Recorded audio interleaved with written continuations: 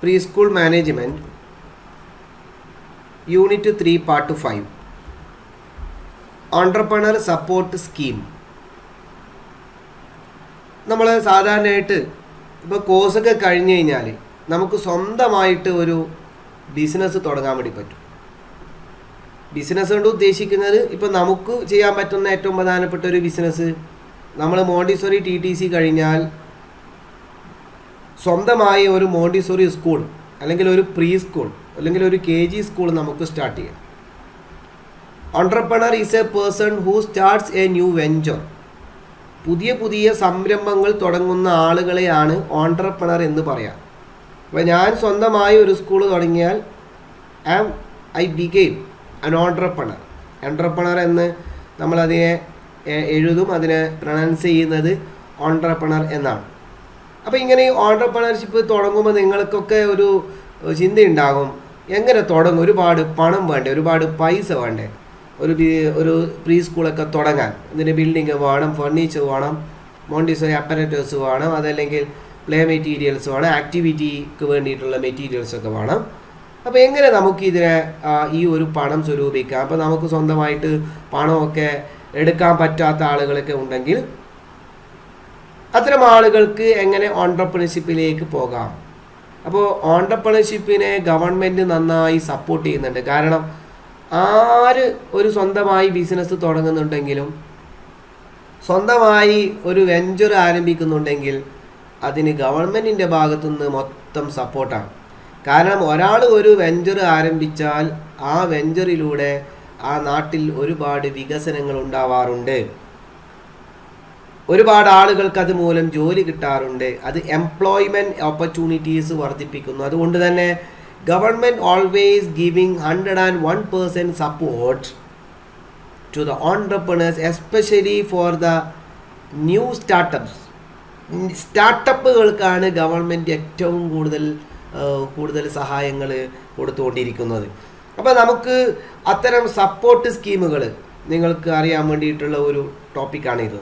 So it's a support, entrepreneur support scheme provided by the government.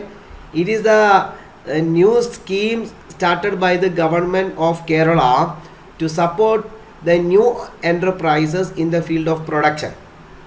അത് production ആവട്ടെ, service ആവട്ടെ, എവിടെ വേണമെങ്കിലും ഈ ഒരു സപ്പോർട്ട് സ്കീം നമുക്ക് ഉപയോഗിക്കാൻ പറ്റും. Under this scheme up to ₹30 lakhs will be given to the enterprises in 3 steps. 30 ലക്ഷം രൂപ വരെ നമുക്ക് ബാങ്കുകളിൽ നിന്നും ഗവൺമെൻറ്റിൻ്റെ ഭാഗത്തു നിന്നും നമുക്ക് വായ്പകൾ ലഭിക്കും. അത് 3 സ്റ്റെപ്പുകളായിട്ടാണ് കിട്ടുക. ആദ്യം സ്റ്റാർട്ടപ്പ് സപ്പോർട്ട്, തുടക്കത്തിലുള്ള സപ്പോർട്ട് എന്ന രീതിയിൽ. അതേപോലെ അത് കഴിഞ്ഞിട്ടൊരു ഇൻവെസ്റ്റ്മെൻറ്റ് സപ്പോർട്ട്. സ്റ്റാർട്ടപ്പ് സപ്പോർട്ടിൽ പലതും വരും. നമുക്ക് അഡ്വൈസറി സർവീസുകളൊക്കെ കിട്ടും ഗവൺമെൻറ്റിൻ്റെ ഭാഗത്തുനിന്ന്. ഇന്ന ഏരിയയിൽ പ്രീ സ്കൂൾ തുടങ്ങിയാൽ സക്സസ് ആകുമോ, ഇന്ന ഏരിയയിൽ തുടങ്ങിയാൽ സക്സസ് ആകുമോ, ആ ഒരു സ്റ്റാർട്ടപ്പ് സപ്പോർട്ട് എന്നാണ് അതിനെ പറയാം. അത് even not only in the form of monetary means in money form, നമുക്ക് പണരൂപത്തിലല്ലാതെ തന്നെ അഡ്വൈസുകളുടെ രൂപത്തിലും റിസർച്ചുകളുടെ രൂപത്തിലൊക്കെ സപ്പോർട്ട് കിട്ടാം. സെക്കൻഡ് സ്റ്റേജ് എത്തുന്ന സമയത്ത് ഗവൺമെൻറ് നൽകുന്നത് ഇൻവെസ്റ്റ്മെൻറ്റ് സപ്പോർട്ടാണ്. അവിടെയാണ് നമുക്ക് ക്യാഷ് ആയിട്ട് കിട്ടുന്നത്. And so in that stage or in that step we can invest the amount into the venture. Okay, അതിനെ നമുക്ക് ഏതൊക്കെ വെഞ്ചറുകൾ, ആ വെഞ്ചറിൻ്റെ ഏതൊക്കെ ഭാഗത്തേക്കാണ് നമുക്ക് ഇൻവെസ്റ്റ് ചെയ്യേണ്ടത്, അവിടെ നമുക്ക് ഇൻവെസ്റ്റ് ചെയ്യാം. In the third stage technology support. പിന്നെ ടെക്നോളജികളാണ് സപ്പോർട്ടാണ് നമുക്ക് തരുന്നത്. അപ്പോൾ ടെക്നോളജിക്ക് വേണ്ടിയിട്ട് നമുക്ക് വലിയ മെഷീനുകളോ അതുപോലെയുള്ള ഉപകരണങ്ങളൊക്കെ നമുക്ക് വാങ്ങണമെങ്കിൽ അങ്ങനെയുള്ള ടെക്നോളജി സപ്പോർട്ടുകൾ നമുക്ക് നൽകുന്നുണ്ട്. അതുപോലെ തന്നെ നമുക്ക് ഈ ഗവൺമെൻറ്റിൻ്റെ ഭാഗത്തുനിന്ന് കിട്ടുന്ന ഓൺട്രപ്രണേഴ്സിന് കിട്ടുന്ന വലിയൊരു സപ്പോർട്ട് എന്താണെന്ന് പറഞ്ഞു കഴിഞ്ഞാൽ, നമുക്കറിയാം as an Indian citizen we have to give taxes to the government. Okay, and there are many types of taxes that we have to pay in different form. Means we have to pay income tax, or we have to pay wealth tax, we have to pay gift tax, we have to pay luxury tax. Many types of taxes are there. ഒരുപാട് ടാക്സുകൾ നമുക്ക് അവിടെ കാണാം. എന്ന് പറഞ്ഞാൽ നമ്മളെല്ലാവരും tax കൊടുത്തിരിക്കണം. പക്ഷേ ഈ tax ഫയലിങ്ങിൽ ഇത്തരം ചെറിയ ഓൺട്രപ്രണേഴ്സിന് ഇളവുകളുണ്ട്. Every profit gaining enterprises should file the income tax return annually. എല്ലാ വർഷത്തിൻ്റെ അവസാനം നമ്മൾ ഇൻകം ടാക്സ് ഫയൽ ചെയ്യണം.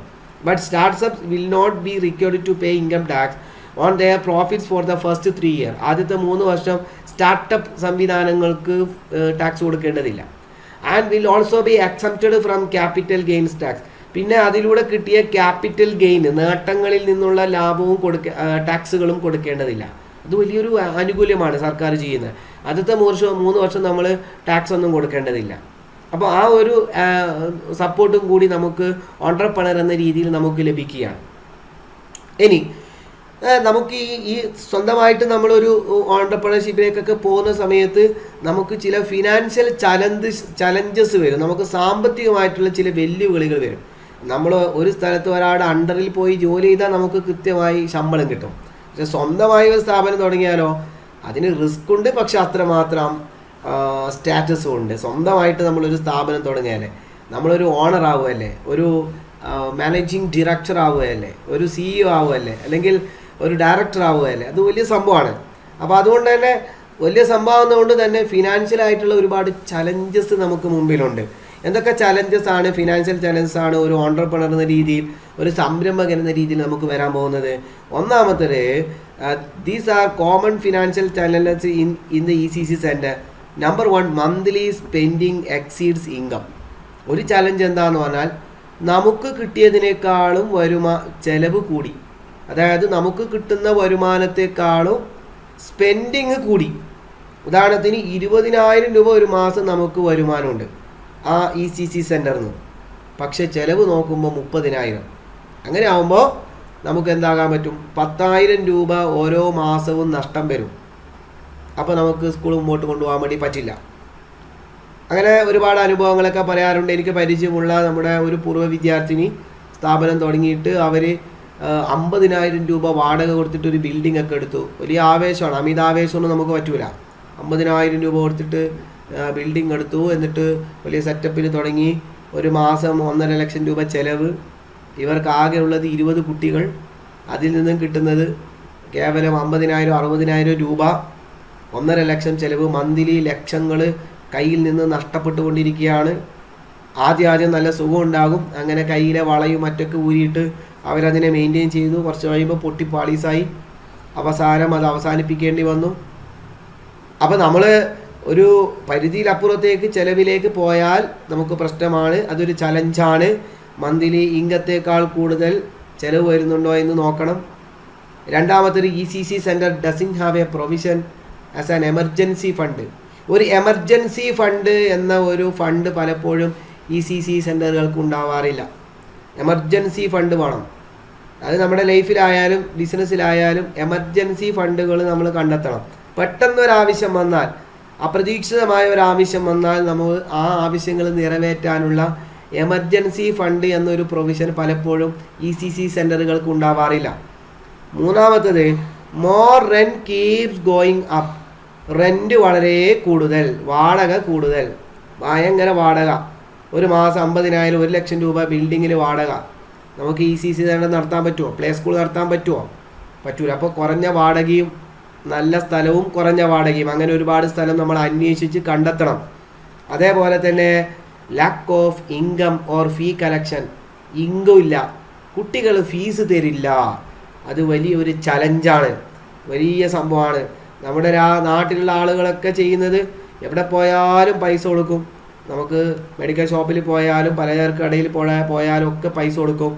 മക്കളെ പഠിപ്പിക്കുന്ന സ്കൂളിൽ ഫീസ് ചോദിക്കുമ്പം അത് തരാം എന്ന് പറഞ്ഞിട്ട് സാധാരണ നമ്മളൊക്കെ തമാശക്ക് പറയാറുണ്ട്, കർക്കിടക മാസത്തിലെ തവള കരയുന്നത് പോലെ തറ എന്ന് പറഞ്ഞിട്ട് കരയുന്ന ഒരവസ്ഥ. കാരണം ഫീ കിട്ടാത്ത ഒരവസ്ഥ, ഇൻകം ഇല്ലാത്ത ഒരവസ്ഥ. മറ്റൊന്ന് അൺഎക്സ്പെക്റ്റഡ് എക്സ്പെൻസസ് എന്ന് പറഞ്ഞാൽ പടയെ പേടിച്ച് പന്തളത്തി എന്നപ്പോൾ പന്തകുളത്തി പടാന്ന് പറഞ്ഞതുപോലെ അപ്രതീക്ഷിതമായിട്ട് എന്താണ് ഒരു ചെലവ് വന്നു. പെട്ടെന്നൊരു ചെലവ്, സ്ഥാപനത്തിന് പെട്ടെന്നൊരു ചെലവ് വന്നാകെ താളം തെറ്റുന്നു. ടു മച്ച് ഡെപ്റ്റ് ബൈ ECC സെൻറ്റർ. കടം വാരിക്കൂട്ടുന്നു, കടം ഓവർ. തുടക്കത്തിൽ തന്നെ കിട്ടിയ സ്ഥലത്ത് നിന്നൊക്കെ കടമെടുത്തിട്ട് ECC സെൻറ്റർ തുടങ്ങി. ഈ കടം വീടണം, ബാങ്കിൽ പലിശ അടക്കണം, EMI അടക്കണം, അവിടെ കൊടുക്കണം. ഗോൾഡ് ലോൺ എടുത്തത് ഗോൾഡിൻ്റെ അവിടെ പൈസ അടക്കണം, വട്ടിപ്പലിശക്കാരന് പൈസ കൊടുക്കണം. ഇങ്ങനെ വന്നു കഴിഞ്ഞാൽ നമുക്ക് കൊണ്ടുപോകാൻ പറ്റില്ല. അപ്പോൾ അമിതമായി കടമെടുത്തൊന്നും നമ്മൾ സ്ഥാപനം തുടങ്ങരുത്.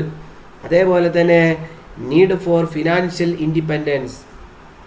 പിന്നെ നമുക്കൊരു ഫിനാൻഷ്യൽ ഇൻഡിപെൻഡൻസ് വേണം എന്ന് പറഞ്ഞാൽ ഒരു സാമ്പത്തികമായ ഒരു സ്വാതന്ത്ര്യം. സാമ്പത്തിക സ്വാതന്ത്ര്യം എന്ന് പറഞ്ഞു കഴിഞ്ഞാൽ നമുക്ക് എടുത്ത് ചെലവഴിക്കാനൊക്കെ പറ്റണം. അത് പലപ്പോഴും പല കാരണങ്ങൾ കൊണ്ട് നമ്മുടെ സ്ഥാപനത്തിൽ നിന്നും ഫിനാൻഷ്യൽ ഇൻഡിപെൻഡൻസ് കിട്ടാറില്ല. പണം എടുത്ത് ചെലവഴിക്കാൻ ചിലപ്പോൾ മാനേജറോട് ചോദിക്കണം, അല്ലെങ്കിൽ പിന്നെ ഹെഡിനോട് ചോദിക്കണം, അവിടെ കുറേ കണക്കുകൾ അവതരിപ്പിക്കണം. അതൊരു ചലഞ്ചാണ്. പിന്നെ ഓവർ സ്പെൻഡിങ്, പിന്നെ ധാരാളിത്തം, ധൂർത്ത് എന്ന് പറയും, ധൂർത്തടിക്കുക. ചില ആൾ അങ്ങനെയാണ്, കൈ ഓട്ടയാണ്, പൈസ കിട്ടി ഞാൻ നിൽക്കൂല, അവരെങ്ങനെ സ്പെൻഡായിക്കൊണ്ടിരിക്കും. അതല്ലെങ്കിൽ ലാക്ക് ഓഫ് ബജറ്റിംഗ്, ബജറ്റില്ല, വരവെത്ര ചെലവെത്ര, നമ്മൾ എത്ര രൂപ ചെലവഴിക്കണം, എത്ര രൂപ ബാക്കി വെക്കണം, ബജറ്റിംഗ് ഇല്ലാത്തത്. ബാഡ് ക്രെഡിറ്റ്, ബാഡ് ഡെപ്റ്റ് എന്ന് പറയും, കിട്ടാക്കടം. നിങ്ങൾ എന്ത് ചെയ്തു, പല ആൾക്ക് നിങ്ങളുടെ കയ്യിൽ ഇഷ്ടം പോലെ, നിങ്ങളിപ്പോൾ പ്രീ സ്കൂൾ തുടങ്ങി, ഇഷ്ടം പോലെ പൈസ വന്നു, വരുമ്പോൾ ഒരു സുഹൃത്ത് കടം ചോദിച്ചു, സുഹൃത്തിന് കൊടുത്തു, തിരിച്ചു ചോദിച്ചപ്പോൾ സുഹൃത്ത് തന്നില്ല. അങ്ങനെയുള്ള കിട്ടാക്കടത്തിനെയാണ് ബാഡ് ക്രെഡിറ്റ് അല്ലെങ്കിൽ ബാഡ് ഡെപ്റ്റ് എന്നൊക്കെ പറയുന്നത്. കടം തരില്ല, കൊടുത്താൽ തരൂല, അങ്ങനെ പൊട്ടിപ്പാളീസായ ഒരുപാട് ആളുകളുണ്ട്. ലാക്ക് ഓഫ് സേവിങ്സ്, പിന്നെ നമുക്ക് സേവിങ്സിന് ചിലപ്പോൾ സേവിങ്സ് ഉണ്ടാവില്ല, നിക്ഷേപം ഉണ്ടാവില്ല, ബാക്കി വരൂല, മിച്ചം വരൂല. അതിന് പല കാരണങ്ങളുണ്ട്. ഒന്നാമത്തെ, ചില ആളുകൾക്ക് സേവിങ്സ് എന്ന ഒരു ഹാബിറ്റ് ഇല്ല. ചില ആളുകൾക്ക് സേവിങ്സിന് ഭയങ്കര താല്പര്യമാണ്, പക്ഷേ സേവ് ചെയ്യാൻ വേണ്ടി അവരിൽ പണം ബാക്കി വരുന്നില്ല. ഇതെല്ലാം ഫിനാൻഷ്യൽ ചലഞ്ചസ് ആണ്. അപ്പോൾ ഈ ചലഞ്ചുകളൊക്കെ നമ്മുടെ മനസ്സിൽ വരണം. ഇന്നൊക്കെ ചലഞ്ചുകളൊക്കെ നമുക്ക് നമ്മൾ സ്വന്തമായി ഓൺട്രപ്രണർഷിപ്പ് അല്ലെങ്കിൽ സ്വന്തമായി പ്രീ സ്കൂളുകൾ, പ്ലേ സ്കൂളൊക്കെ തുടങ്ങുമ്പോൾ ഇത്തരം ചലഞ്ചുകൾ ഉണ്ടാവും. അപ്പോൾ അത് ഉണ്ടാവാതെ, ഇത് പേടിച്ചിട്ട് സ്കൂൾ തുടങ്ങാതിരിക്കുകയല്ല വേണ്ടത്, അത് ഉണ്ടാവാത്ത രീതിയിൽ അതിനെ നമുക്ക് ഇടപെടാൻ വേണ്ടി, നമുക്ക് മെയിൻറ്റെയിൻ ചെയ്യാൻ വേണ്ടി സാധിക്കണം. അതാണ് ഈ പാഠത്തിൽ നമുക്ക് നോക്കാനുള്ളത്. Okay, thank you all, thank U.